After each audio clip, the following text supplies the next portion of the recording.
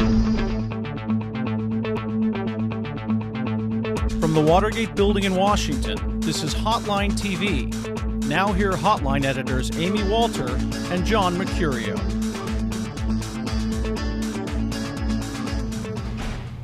Greetings and salutations.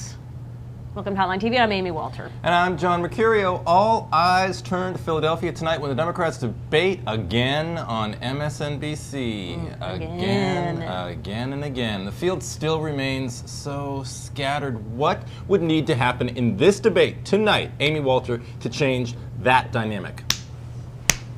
That's what needs to happen, right? Some Everybody's punching. talking about some punching and some back and forth, and that this, regardless of anything that happens from now on, it will be, I mean, some of the spin seems to be it will have to start tonight in Philly. We've seen a sort of a roll-up. You saw Obama give his interview to the New York Times late last week saying, I'm ready, I'm battle ready, I'm going to fight her, and this is going to be the occasion, this is going to be the fight.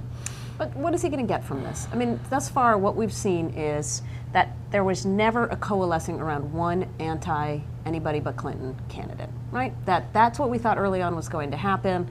Obama was technically that candidate, so was John Edwards. We had figured at this point one of them would have found that issue to differentiate themselves, and it hasn't happened. And whether it's been Iraq, whether it's on the war vote, whether it's been the polarizing comment, none of this has been able to stick. So I don't know if the more that they engage with her, it seems like they're only making the case for her that she is the battle-tested candidate. But they're also stuck on the other hand because I don't think that Obama, I think for a while I believe that if Obama, trained his critiques away from Hillary and on to Edwards, somehow that would, sort of take out Edwards and make Obama the sort of the natural anybody but Clinton candidate. I'm not sure that's true anymore. I don't think that by Obama and Edwards creating sort of a sideshow fight amongst themselves over who the alternative to Clinton is, I don't think that necessarily hurts Clinton, and I don't think it helps either one of them. I think it could just, because at this point she's so far ahead, 20 points ahead in national polling.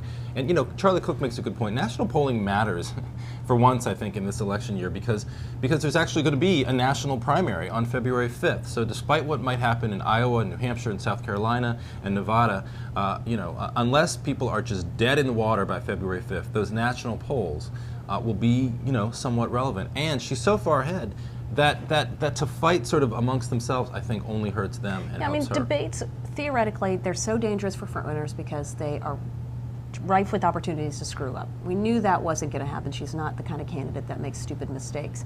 But it should also be, and it's also a problem for anybody who's not the frontrunner because there's not enough time, right, to build up your case. You can have the great zinger, but it could get overshadowed by the fact that you had to wait. You were the fifth or sixth person to answer this question. Maybe you didn't get the question you wanted to answer or to ask.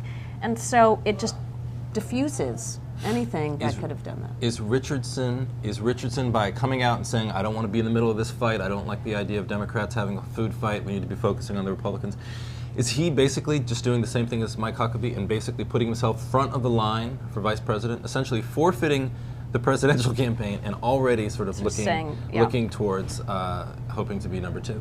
Very good question. It's a question that we will be discussing. We will be discussing maybe next time, weeks and weeks to come. We'll see what happens. Well, I'm got to run home and set my TiVo. Sure. But that's all the time we're giving you today. Thanks for watching, and tune in tomorrow for our very special Halloween episode.